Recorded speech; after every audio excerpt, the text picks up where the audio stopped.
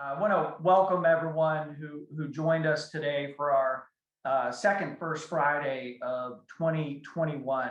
We have a terrific and timely guest with us today, and Congressman Mike Doyle. Before I introduce the Congressman, though, I want to thank Comcast Business for their generous sponsorship of our First Friday, and I want to bring on right now Lisa Nolan Birmingham, who is Comcast VP of External Affairs. So Lisa, take it away. Hey, thanks, Matt. Nice to be with you all again. It's a beautiful day. It feels like spring. And with increasing frequency, we're hearing good news regarding pandemic relief, vaccine distributions, and recovery plans. So to quickly get to some of this good news by hearing from Congressman Doyle, I just want to share an update that Comcast released this week on our network and how it fared in keeping our region's businesses and families connected. So during the pandemic, we saw our peak internet traffic increase 32% and over 50% in some markets. And in a span of 4 months, our network, just to translate that, experienced almost 2 years worth of traffic growth. Our downstream traffic volumes were 14 times higher than upstream traffic. And the interesting thing here is that despite the growth in video conferencing that we've all experienced, that still only accounted for 5% of overall network usage. So entertainment activities, video streaming continues to account to for about 70% of the traffic. And for the first time ever during the pandemic, Comcast customers generated more than 1 trillion internet requests a day. Throughout the pandemic and this increased demand, we continued to deliver above advertised speeds to our customers across the country, including in areas hardest hit by COVID. So this remarkable network performance can be attributed to the outstanding work of our technical and care teams, as well as longtime strategic investments in our network. And we'll continue to invest in our network. We'll continue to partner with rural communities and counties to expand our network. And we'll also work with schools and communities to bring free internet services and digital resources through our lift zones. In fact, since the last time I was here with you, we've started to add lift zones in Clairton and Munhall, as well as about a dozen in Pittsburgh. So we'll also participate in the Emergency Broadband Benefit Program announced last week by the FCC. And we're looking forward to exploring other opportunities that's coming with the infrastructure packages. These are really promising programs for all of us.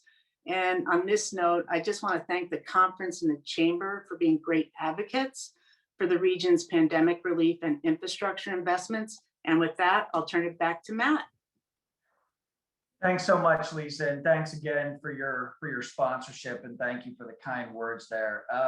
We're, as I said, very happy to have Congressman Doyle back with us here today. He's been a guest at our First Friday events in the past, but today is, as I said, particularly a timely opportunity to have a discussion with the Congressman. He is literally sitting at the nexus of the major issues that our nation and more importantly for us, our region faces over the next couple of years. When you think about energy, climate change, infrastructure, Congressman Doyle, through his position on the Energy and Commerce Committee, his leadership on various issues that are important for the Pittsburgh region. He's the co-founder and the co-founder and the chair of the House Robotics Caucus. So on the issues that are really critical for the Pittsburgh region's quality of life, our economic growth, Congressman Doyle is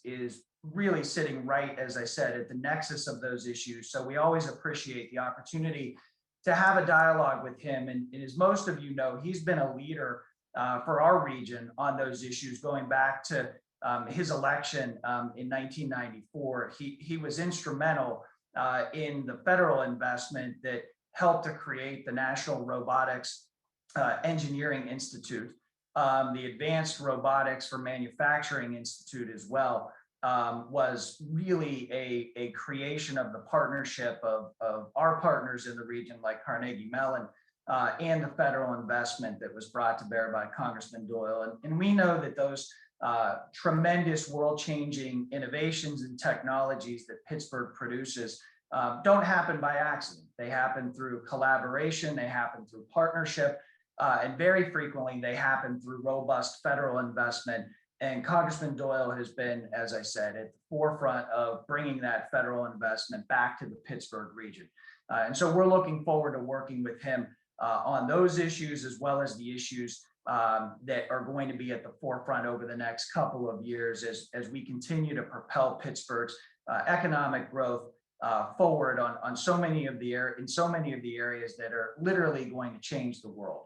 And so without further ado, I'm very happy to bring Congressman Doyle up with us. He'll have a few introductory remarks, and then my colleague at the chamber, Larry Hailsham Jr., will take it over for a Q&A with questions from all of you. So Congressman Doyle, without further ado, I'll toss it over to you. Okay, I think I'm unmuted now. Can you hear me, Matt? Yep, we can hear you, Congressman. Okay, thanks. Well, Matt, thanks for that kind introduction. It's a pleasure to be with all of you today. Since I last spoke to you, a lot has happened. We've got a new president and a new Congress. Sadly, hundreds of thousands of our fellow Americans have died from COVID-19.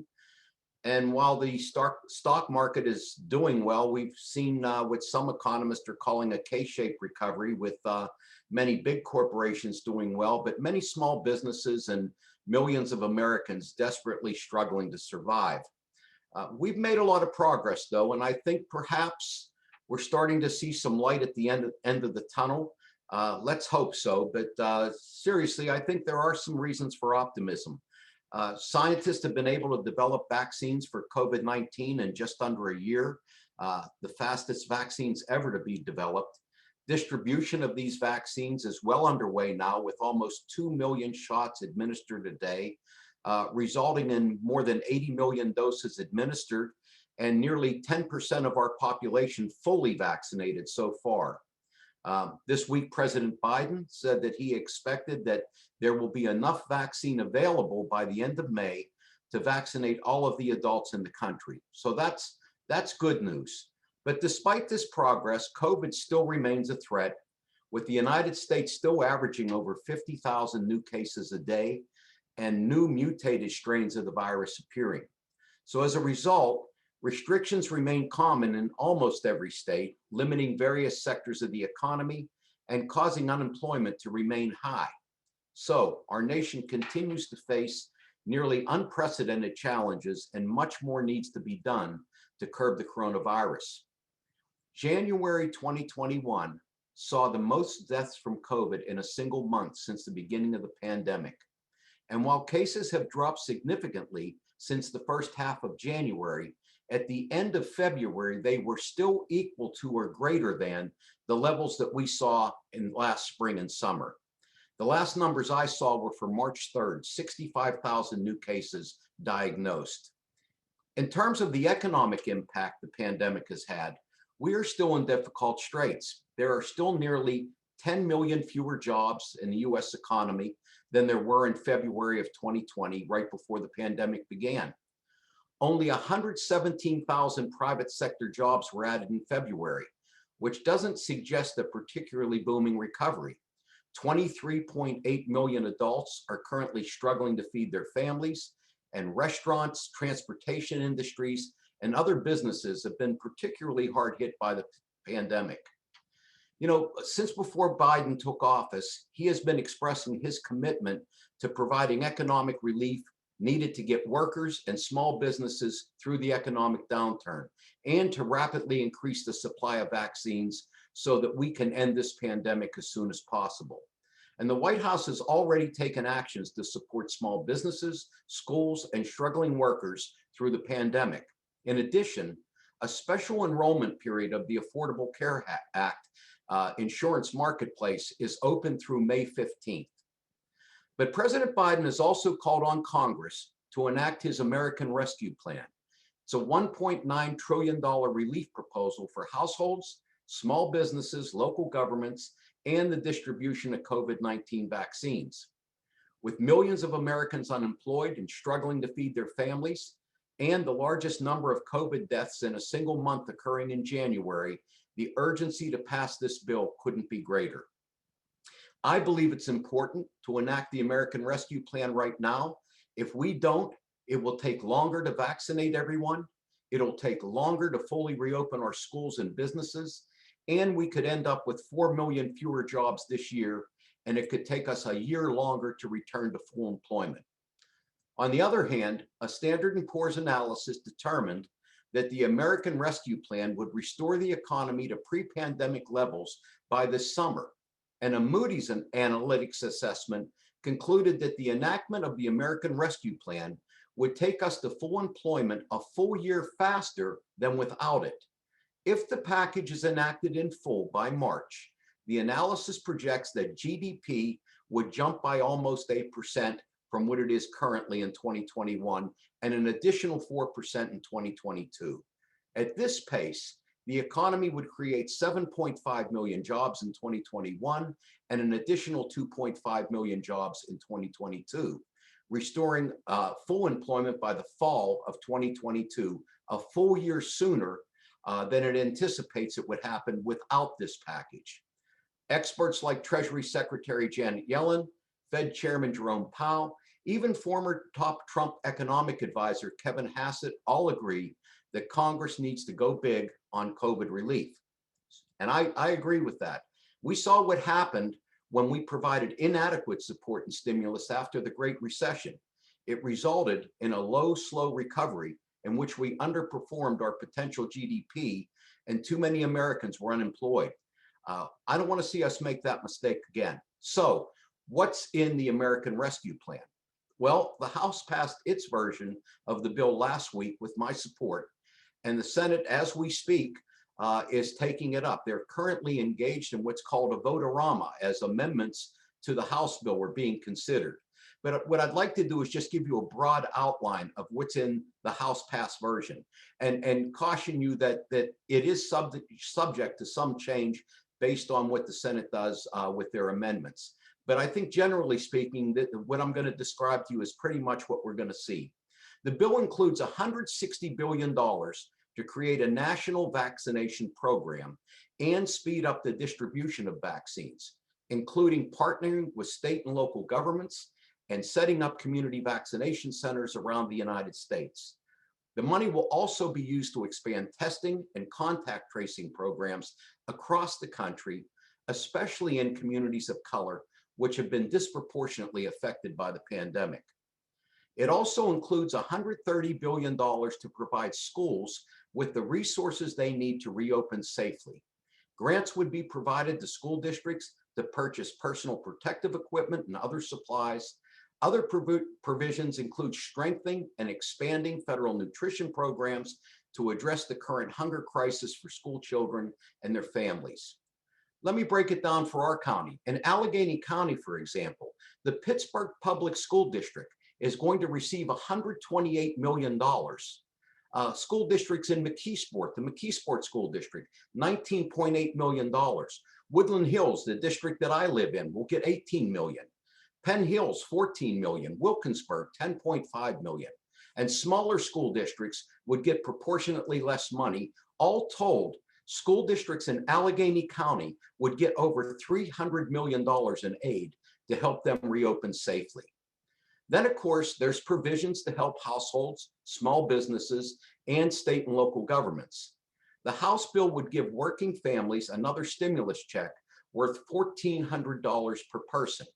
For example, $5,600 would go to a married couple with 2 kids. The House bill would phase out these payments starting at $75,000 of adjusted gross income for an individual and $150,000 for a married couple. This House bill also extends federal unemployment benefits through August 29th, and it increases the federal supplement payment from $300 a week to $400 a week. The House bill would expand the child tax credit for the year and provide it to parents as a monthly benefit of $300 per child for those age 5 and younger, and $250 per child ages 6 to 17. This child tax credit would also be fully refundable this year. It would provide $35 billion in funding for housing assistance and extending the eviction and foreclosure moratoriums until September 30th of this year. And it also provides $16 billion to strengthen and expand federal nutrition programs like SNAP and WIC to address the current hunger crisis. This bill also provides funding to help the VA meet its health and economic needs of our nation's veterans, including money enabling the VA to waive copays for treatment and to help the VA reduce the claims and appeals backlogs that have been caused by COVID.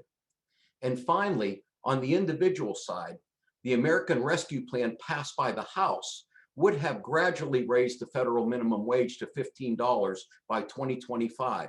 But as you've probably heard, the Senate parliamentarian has determined that the minimum wage increase can't be included in a reconciliation bill like the American Rescue Plan due to Senate rules. So that is expected to be stripped out of the final version of this bill.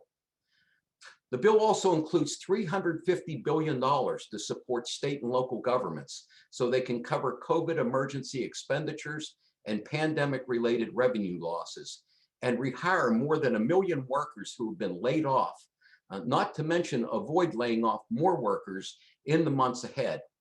It would provide $3 billion in economic development assistance funding to provide economic adjustment assistance to help prevent, prepare for, and respond to economic injury caused by the COVID-19 pandemic.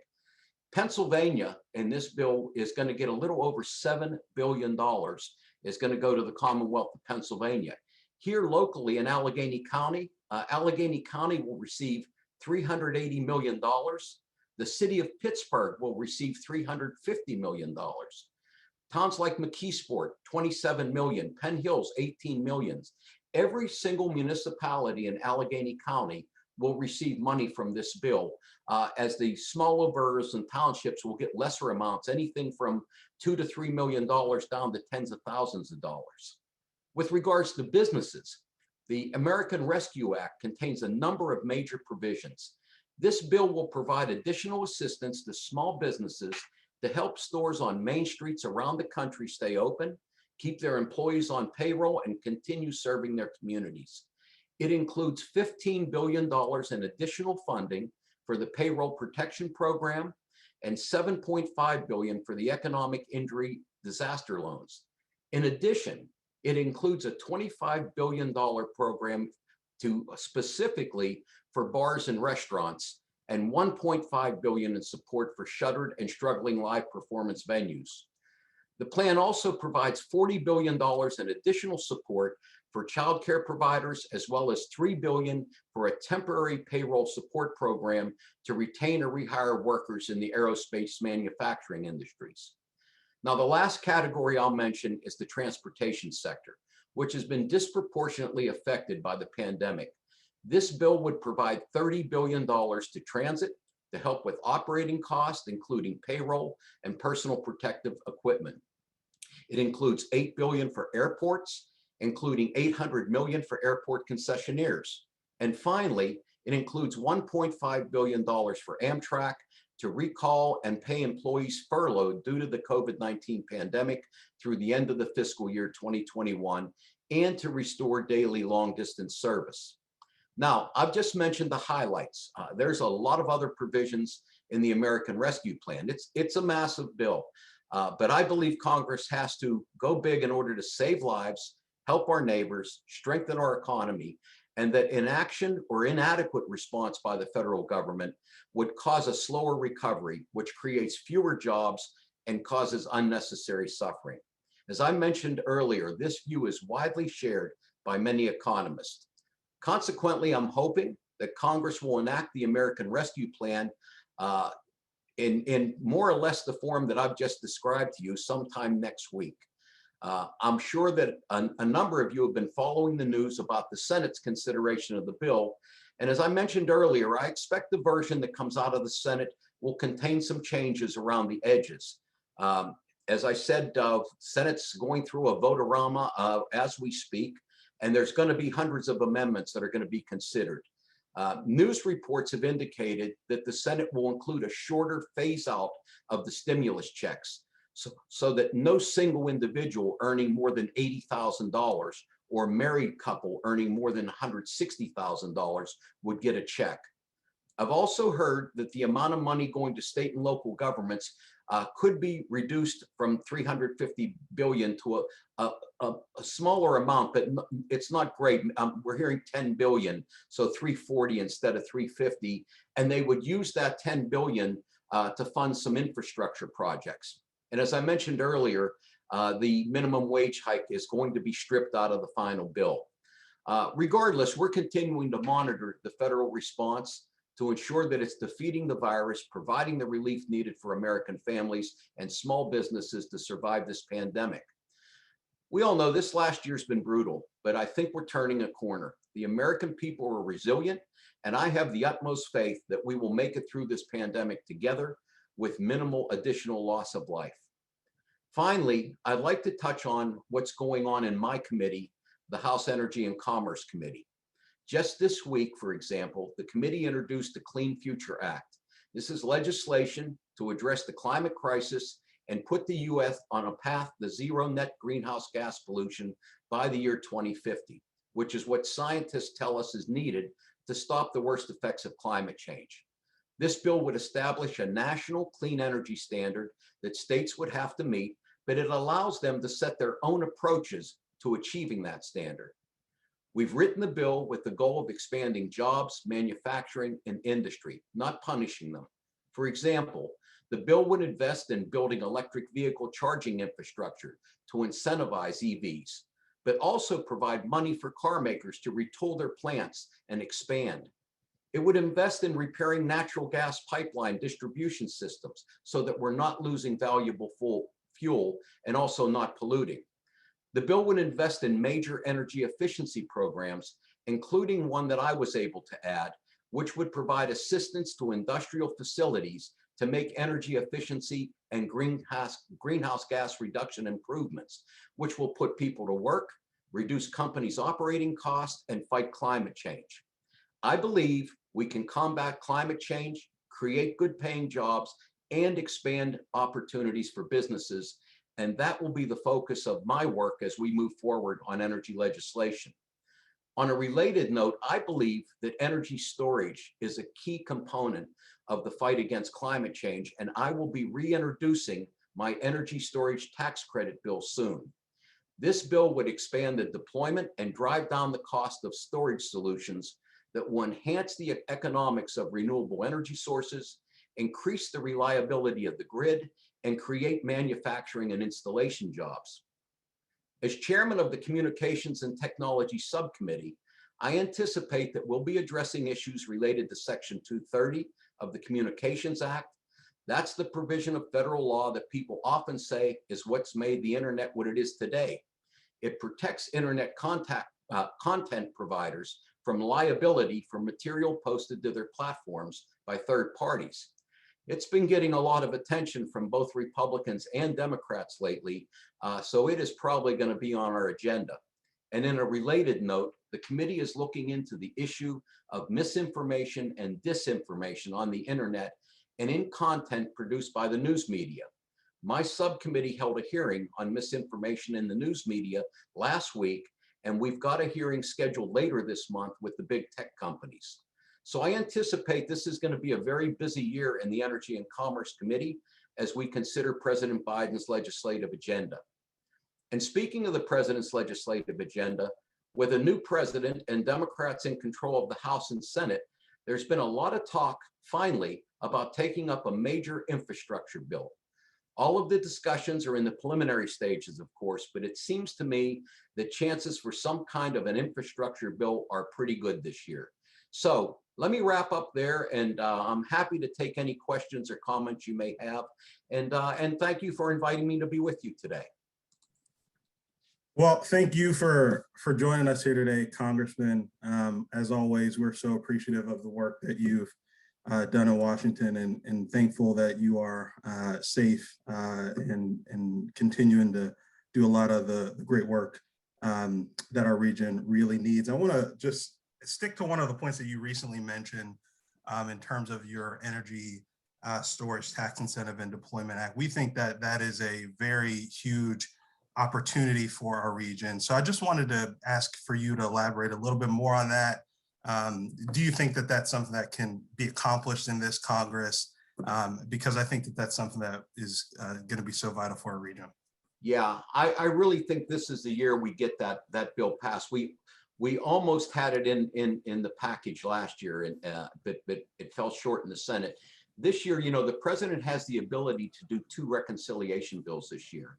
And we think it's a critical component of any infrastructure bill that we're likely to do after we get the American Recovery Act passed.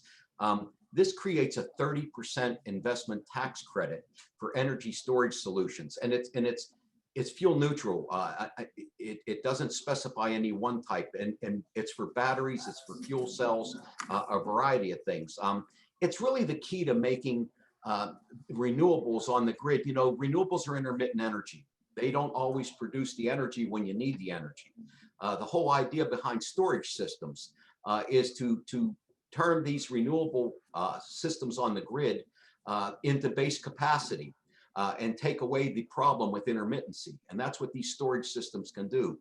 The other element of it is we want to make sure that the manufacturing of these systems takes place in the United States. As you know, a lot of battery capacity that we have for electric vehicles, and that doesn't come from the United States. We want to start manufacturing these energy storage systems here. And I think that it makes sense to me anyway, to start to locate these facilities in areas where there's been displacement, like in Appalachia, like, you know, in Western Pennsylvania, Eastern Ohio, West Virginia, some of those areas that we can start to create really good paying jobs and help us tackle climate change. So I'm excited about the bill, and I feel very confident we're going to get it passed this year. That's good. We're excited about it too. And just thank you for your work on that. I know that you had a town hall on energy, I think it was in 2019. And I know there was some really great information that you had made sure that everyone in the region had access to. I want to also go back to talking about really the recovery bill. You outlined beautifully exactly everything that was in the bill. So thank you for that. And hopefully as the Senate comes to debate on that, the package that you outlined for us is pretty similar. We had one question that was related to the provision that removed the minimum wage from the Senate parliamentarian removal of that. So just wanted to get your reaction to that. Okay. And do you think it could be passed at some point in the future? Well, since it doesn't qualify for reconciliation, and there's a rule in the Senate called the Byrd Rule, after former Senator Byrd, that says that you can't have anything in the bill that doesn't have a major impact on the budget, pro or con, right? So this didn't meet the muster of the Senate parliamentarian, and therefore it's not able to go in a reconciliation bill. Now, what that means for the future is that we would have to get 60 votes in the Senate for anything. Now, there has been talk of, and just, I think most people know this, but for people's information, the minimum wage hasn't been raised in 14 years. So it's been $7.25 an hour for 14 years. We should have indexed it for inflation. We didn't. So now there's talk of a $15 minimum wage over a 5-year period. We don't just jump from $7.25 to 15. It's a gradual increase in the minimum wage that takes place over the next 5 years. I've heard some talk in the Senate from Senator Manchin and from others that they might consider supporting an increase in the minimum wage at a lower amount. I hear like a $10 or $11 figure being mentioned by some of the senators. We're going to have to probably find, you know, what can we can get a bill out of the House. The question is, can we get the 60 votes in the Senate, and the president would sign anything we can get passed. But I think it remains to be seen. We're going to have to do this as standalone legislation. So it's my expectation that the House will send standalone legislation out of the House for a $15 over a 5-year period minimum wage, probably subject to amendments in the Senate in order to get the 60 votes they're going to need to be able to send that to the president's desk. So we'll see what happens. Thank you so much for that. I know obviously we've all been paying attention to everything that's been going on in the Senate. The bird bath is real, and I think that's something that I learned. He still affects us from above. I'll say from above. So. Well, thank you for that. As we look at this recovery bill, there's a lot of money for state and local governments to use. One of the questions that we got was really how can states or can municipalities develop programs that actually stimulate the local economy, such as local infrastructure, and create different types of workforce programs. So just wanted to get a chance for you to elaborate a little bit more on what opportunities that states or municipalities can do with it. You know, the bill that we sent out of the House provided a lot of flexibilities for communities to do just that. It's my understanding that the Senate, some of their amendments are putting some guardrails on how the money can be used. And but the money, for instance, it can't be used just to lower taxes, for instance. The money has to be used, communities can replenish their budgets that were depleted by pandemic related expenses that they wouldn't normally have if we didn't have a pandemic. So for instance, in the city of Pittsburgh, Mayor Pedutos told me that come, I think it was June or July, based on where their budget was right now, that they were going to have to lay off 600 more employees. Some of those people would be first responders, firemen, police, EMTs. This money that's going to the city of Pittsburgh, over $300 million, can be used to replenish those funds that they had to expend because of the pandemic, and probably result in them not having to lay another 600 people off in the city budget. I just saw on the news today that the Pittsburgh Public Schools are looking at a proposal to maybe close up to 9 buildings due to what's their revenues that have been decreased because of pandemic related issues. There's $128 million going to the Pittsburgh Public Schools that should help with that. I haven't seen the final version of what guardrails got put on by the Senate, but the idea is that anything that helps businesses that have been impacted by the pandemic, remember, this is pandemic assistance, so whatever we do has to somehow be related to some economic injury or program that has resulted, that has happened as a result of the pandemic. And we want to give the municipalities and the counties, latitude to come up with some innovative ideas and programs to work on that, to take people who have been displaced from industries that may not be coming back. There's a lot of workers. So we look at the restaurant industry, and there is a $25 billion grant program that's going to be developed in this bill. And we know our small mom and pop type restaurants in Pittsburgh, we've developed this reputation, right, of a foodie city now. We've had all these wonderful restaurants pop up, many operated by small business people. These aren't the big chains, these are the small business, and a lot of them have been severely impacted by this. This is something that can help, and in the gig economy, a lot of people weren't eligible for state unemployment assistance if they worked in the gig economy, if they were self-employed or an Uber driver or whatever. The bill targets those kinds of people too, so that they can get pandemic unemployment assistance. But I wish I could be more specific with you on what the guardrails are. We just don't know yet until the Senate sends that bill over to us in the House. But you can be assured that I will be putting out information to Allegheny County residents about what those changes look like, and to organizations like the Chamber, so that you can disseminate it to your members too. Definitely, we really appreciate that. And to those of you that are not signed up for the Congressman's newsletter, it comes out. It is great. It really provides you with. So thank you for doing that newsletter. Yeah, if you go onto my website, which is easy to find, just Google Congressman Mike Doyle, and you see the first thing it asks you is, do you want to subscribe to the email newsletter? And we put it out monthly. It's very informational, and I would encourage you all to subscribe, and we'll keep you up to date on what's going on in Washington, D.C. Awesome. Just keeping along the lines of recovery. I know that there's been conversations about the infrastructure bill and how likely that is going to be. Obviously, infrastructure is something that is very important for our region. We have so many bridges. We're the city of bridges, obviously. So I just wanted to talk to you about the likelihood of that happening. Also, really interested in hearing more about the community project funding news, aka earmarks. So just wanted to hear about that and how you envision our region being the most prepared to receive some of this funding. So what can organizations do to really help you advocate on behalf of the region?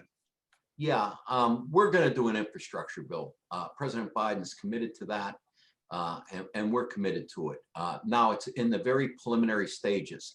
A lot of people, when you say infrastructure, they automatically think, bridges, highways, transportation infrastructure, and that will certainly be a big chunk of any infrastructure bill we do. But we're also talking about broadband infrastructure. We're talking about energy infrastructure. We're looking at a comprehensive infrastructure bill, and Pennsylvania stands to benefit from all of these things. Obviously, that's going to be very important.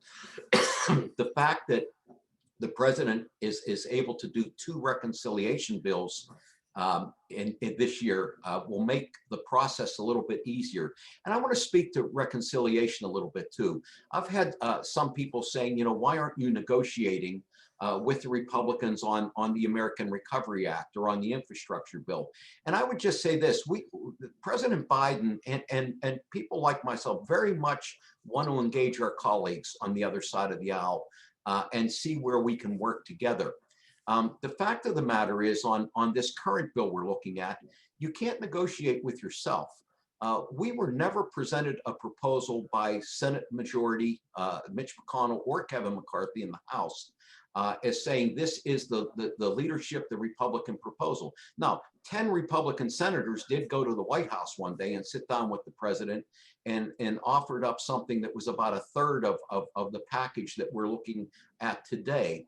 But we're very much, and President Biden's made this clear, if our colleagues on the other side of the aisle want to come forward with a proposal to to match our proposal, then I think there's a basis to sit down and see where we can work out these things. I guarantee you that there are many things in the American Rescue Act that Republicans agree with. We know the public does. In poll after poll, Democrats, Republicans, and independents favor the American Rescue Act. It has like 70-some% approval rating across the country on all parties. So this is a president that wants to engage both parties because we think that's the best way to do it. But we need to get this done. It's got to get done, and it can't be, well, we just can't get an agreement, so we're not going to do it. Reconciliation provides us a vehicle now, since we now have 50 votes in the Senate and the vice president presiding, gives us a vehicle to pass legislation that we've been trying to pass for a number of years. We've been trying to do this infrastructure bill. It feels like forever.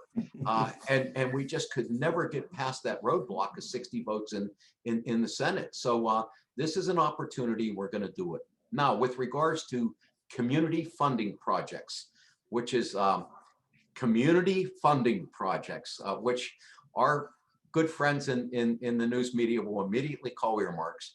But let me say this: I don't apologize for earmarks. I am in Congress long enough to remember when we did this. We haven't done an earmark for, I think, 11 years.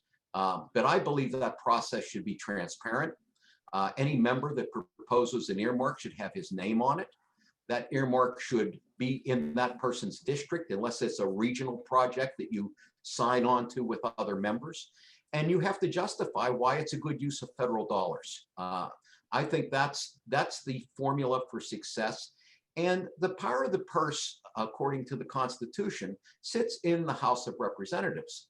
For the past 11 years, when Congress hasn't been able to have input on how money gets spent, the earmarker in chief has been the President of the United States, and his administration, be they Democrats or Republicans. It really drove the process underground. But the way you got money in that budget was you had to call the administration up. You had to call the Secretary of Transportation up, and you had to lobby for, money that they were directing. I think, this is going to be, now it's a small part of the budget. $14 billion is what we're talking about in the budget. $7 billion to the Senate, $7 billion.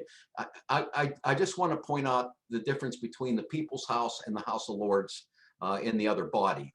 There's 100 senators. They are going to divvy up $7 billion. 435 of us are going to divvy $7 billion. This is how it works in the House and Senate. But each member will be allowed to make 10 submissions to the Appropriations Committee. Doesn't guarantee your 10 submissions will be funded, but 10 submissions. It has to be only for nonprofits or units of government. No private sector can get a community funding grant. These grants can, there'll be a wide variety of ranges, but I intend to do it the way I've always done it, and that's in consultation with the leadership in Allegheny County and the community organizations in the county. I see this as a collaborative effort between myself and the district that I represent. So we'll be doing some outreach to different groups, organizations, and leadership in the county to say what's the best bang for our buck. What can we do as a project that's going to stimulate private sector investment and get us, a project done that just needs that little bit of extra boost. What community organizations are really making a difference, in the communities, and I want to target areas that still haven't benefited for some of the recovery we've seen in some parts of the city, places in the Mon Valley and parts of the city of Pittsburgh that are still struggling. We want to make sure that we're looking at those areas too, to see what we can do to stimulate some economic growth in those areas. So that's my intention. This is going to happen somewhere around April, May. We're going to be making those submissions. Please don't call my office with 400 projects for me. We'll reach out to you and get this figured out. But that's what's going on with it. That's great. Thank you for that. I think that the transparency that you noted is so important. And I know that the chair of the Appropriations Committee released a 4 or 5 page document outlining exactly what members are going to need to do, what's going to, like, the public accountability on that. So I think that's really great. We have just a small question as it relates to infrastructure, on whether, from our friends over at Alcosan, whether water and sewer pipes and pumps are going to be included in some type of infrastructure bill. Yeah, absolutely. And when I talked about comprehensive, that's certainly a part of it. And our friends at Alcosan know, when we started the Three Rivers Wet Weather Demonstration Project way back when, to deal with this court mandated consent decree, that it requires us to take care of these sanitary sewer overflows and combined sewer overflows. We're talking about a project that's in the billions, and that's going to all fall on the ratepayers if we don't provide some assistance from the federal government. So I anticipate that in any infrastructure bill that we do, there's going to be a clean water component to that, and it's going to deal with some of these kinds of projects. So hang in there, Alcosan, help us on the way. That's good to hear. I think and Alcosan is happy to hear that as well. As we talk about infrastructure, equity is very important as we look at infrastructure, broadband access, transportation, making sure that everyone has access to transportation. Just wanted to also talk about the opportunity for workforce development to be included as we look towards the future here. This question comes from Dan Fitzpatrick over at Citizens. Where do we see opportunities to impact workforce development as we're going to need to reskill and upskill regional citizens as these new jobs are going to be created? Yeah, that's very important. And there's a workforce development component in the Clean Futures Act. I want to make that clear. It's not our intention to leave people behind as we move forward to a clean energy future. And this is a transition that's going to take place over a number of years. But one of the things that we have to do is to make sure that we have a component in that bill, which we do, that will provide the kind of training programs.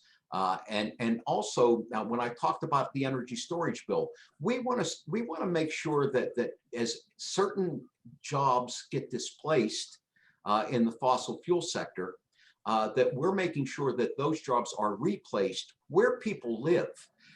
You can't tell somebody move to another state and be a coder. That doesn't work, and the bill will fail if we don't have a component in there that starts to make sure we're developing the workforce skills that people need to transition into these new economic opportunities that are going to exist around these new industries, and to make sure that those industries are located in areas that have either been where those jobs have been displaced, or in communities who have suffered health effects from having some industries in where they live, cause big upticks in the rates of asthma and other medical conditions as we clean up some of the air pollution that results from these inefficient plants.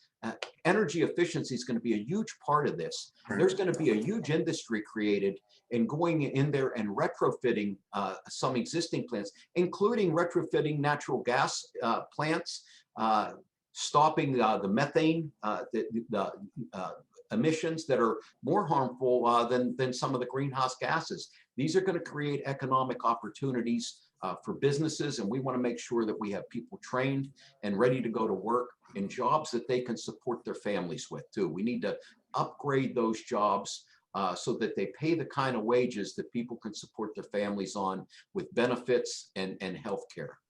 That's a very big piece of this. And if we don't do that part of it, we're not going to be successful. We're not going to get the kind of public support we need to move forward. And we've got to get this done. Right. Well, we've got time for a couple more questions. We want to be mindful of the Congressman's time. But also just want to elaborate and expand upon the energy conversation that we just had. One question that came in is around the energy storage bill, and around whether or not the bill would remove existing regulatory and utility barriers to homes and businesses that install renewables to sell the excess energy they produce back through the grid, i.e. from the major new solar installation at Alamo. Yeah, absolutely. I mean, we want to incentivize this, not discourage it. So any regulatory schemes that are making it more difficult to get these things done, we certainly will take a look at that. I can't say with any specifically, what's being done because I've not seen that, but we are certainly looking to work with all the industries that are going to get us to where we need to get. And we want to get these renewables on the grid. We want to make it possible for people that are installing renewables to sell their excess capacity to the grid. This is all very important. And I would encourage any company out there in my district, certainly, or in the region that wants to have that discussion with us, to be in contact. We'll get you in touch with our energy staff. As we just rolled this bill out, and there's a lot of work to be done on it yet, and a lot of amendments that will come to the bill. So make sure we're aware of some of these types of issues, so that if it isn't in the current language, that we can get provisions added to the bill that will take care of these things. Awesome. I want to move to talking a little bit about innovation. Obviously, Pittsburgh is a major hub for the number of companies that are at the forefront of our autonomous vehicle work. So we have our friends at Aurora. Just wanted to thank you for your work on HR 2 last year related to self-driving technologies. And obviously Pittsburgh is a major place for that. So we expect these issues to come up again this year. So just wanted to get your sense on the current landscape as it relates to autonomous vehicles in Congress, and sort of where that's going to be headed. Yeah, a lot of my colleagues that don't know much about Pittsburgh were surprised. There's still some people, believe it or not, that have that old view of what the city of Pittsburgh is. So when I brag about us being, the autonomous vehicle capital of the country, they look at me and say, "What are you talking about?" And then I tell them all the companies that are operating here. Aurora. Which members say that? Are you gonna? No, you don't have to tell us. You don't have to tell us the members. No one in Pennsylvania. They at least know us here. But, Probably Ohio. yeah. We've had great discussions with Aurora and talked about a lot of these issues. Obviously, we want to deal with some of the issues out there. People sometimes fear technology. They think that it's somehow going to, replace, that it's going to cause jobs to be lost. It's actually going to be a net increase in jobs. And we want to make sure that technologies are sound too. There's always these vehicles. They're big software, big computers, running these things, and people worry, well, could a foreign government hack the software systems and cause these vehicles to crack? We have a lot of education that needs to take place, and we need to set standards around these industries too, to give people a sense that that we are setting certain quality standards, that not anybody can just come in here and do that. Good companies like Aurora and the ones we have operating in the Pittsburgh regions are doing it the right way. They've done it, in my opinion, without us having to tell them to do it, because they know it's in their best interest too. But yeah, I mean, we have there's been some push against them in the Congress. I have spoken against this, and I'm going to continue to make sure that the things we need to do to help grow this industry takes place in the Congress, and we'll continue those kinds of discussions. Yeah, that's great. So we're very appreciative of that. Pittsburgh is certainly has gone through a number of different phases in this. I mean, we were building autonomous vehicles 35 years ago. That's Right. Red Whitaker at CMU with the DARPA challenge. This is not a new thing for Pittsburgh. Now it's expanded greatly, but a lot of that early technology comes right out of Pittsburgh and more specifically Carnegie Mellon University. So. Exactly. As we talk about autonomous vehicles, obviously electric vehicles are going to be important, as major manufacturers are announcing that they are moving to go electric in the next couple of even years, some decades. So just want to get your sense again on infrastructure, whether or not those types of charging stations might be included in infrastructure bills. Obviously, it has to be. We have to be very future, looking to the future on these types of things. General Motors announced that they will make only electric vehicles by 2035. I mean, it's coming. So the question is, how do you get from point A to point B? And what are the range of the batteries? And how do we start to develop and manufacture these batteries in the United States too? Right now we're very dependent on other countries for these batteries. We want to see that technology and that manufacturing move to the United States too. But you can't have a situation that if I want to drive from Pittsburgh down to Florida, for a vacation, that my car has to go like this to find a charging station. And technology is going to allow us to, greatly enhance the amount of miles driven on a single charge. I mean, on a tank of gas, you get what, 300, 400 miles, depending on, what kind of car you're driving. And then you got to find a gas station, right? Well, it's going to be the same with electric vehicles. They're going to probably, right now, there's some vehicles that have a range of almost 300 miles. But, when you hit that 300-mile mark, you got to be able to find a charging station, and they need to be ubiquitous if we're going to, make the transition from gas-powered cars to electric vehicles. So charging stations are going to be a big part of it. And I think there should be, I envision, now I'm not an engineer, but I envision a time where, how you have propane tanks on your gas grill. And when that Yes. tank runs out, you bring the empty tank to the store and they give you a full one. I envision a time where these batteries are going to be interoperable, where the batteries are going to fit all types of cars, and you'll pull into a station, and rather than have to plug in and wait, that they'll pop out that old battery and put one in that's already charged and take yours and recharge it. And then you just drive off just like you did if you filled your tank at the gas station. Now, I don't know if that's technically possible. It's not as we speak today, someday, but to me, that would be the way to do it. And they'd just be at regular gas stations.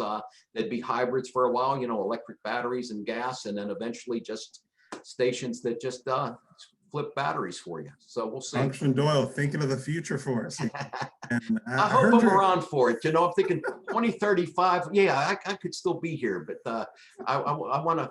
Our kids are going to see this for sure. I mean, you know, it's where the future is. We hear you're a good cook too, so the grill comment did not go unnoticed. Well, I just want to say that for the first time in a year, we're going to see our grandkids this Sunday. You know, my wife and I are empty nesters, but we've been pretty much quarantined through the pandemic. And my youngest son, who has our 2 grandchildren, lives up in Cranberry and was a little more cavalier about this than we are. And now that we have both finally been vaccinated, we are going to have the grandkids down to our house on Sunday, and I'm going to be grilling. We're going to take the cover off the grill and flank steaks and risotto. That's my menu. Tweet and asparagus wrapped in prosciutto and Asiago cheese. Tweet a picture of it out for us. You can't go on unnoticed. Want to thank you so much for, again, all that you've done. As we talk, these conversations are so important, and talking to you is so important. So we're really grateful for your work in DC, and thankful for all the things that you've done, especially given the recent events with the resurrection and the continued threat in DC. Also, I know that 2020 was a very difficult year as it relates to racial equity, and as a Black man, seeing the number of police killings that has happened. So really wanted to thank you for your work in supporting the George Floyd Justice and Policing Act. And also we had a couple of different people that mentioned that. So want to thank you for all of that. Also, just wanted to mention, if you more than willing to offer suggestions and support as it relates to the community funding projects. So we'll continue to be a part of that conversation, but just wanted to offer you any closing remarks. Thank you all for joining us, but just wanted to Congressman Doyle. Well, I just want to say I really enjoy the partnership that I've had over the years with the Pittsburgh Chamber. You know, this is the secret sauce of Pittsburgh is pulling in the same direction. And when you see the public sector and the private sector and academia and our foundations all working together and pushing in the same direction, that's always good for Pittsburgh and Pittsburgh's future. So I want to thank the Chamber for the invitation and their continued engagement with their elected officials. I think that's important. And I look forward to seeing you again, maybe next time in person. So we'll see. But we want that too. So thank you so much, Congressman Doyle. Want to just extend a thank you to our sponsors, Comcast Business, for their continued support of our First Friday Speaker Series. We'll see you next Speaker Series in April. That's April 5th. Mark your calendar. But thank you so much, Congressman Doyle. And everybody, I hope you have a great Friday and you enjoy the grilling, Congressman Doyle. I will. Thank you. Thank you.